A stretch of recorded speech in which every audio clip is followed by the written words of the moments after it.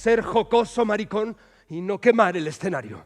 Que el teatro es un vergel y el derecho a imaginarse es eterno, no una fase.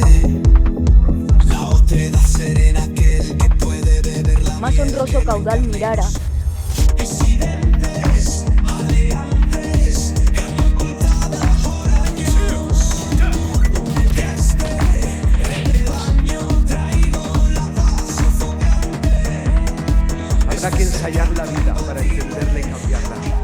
Cual materia ama la forma, como Lope amaba al duque, la jácara me atraviesa.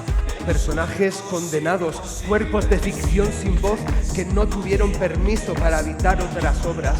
Ellos eran, ellos son, al fin y al cabo, nosotras. Si el público no quería que la historia se acabara, al unísono gritaba: ¡jácara, jácara!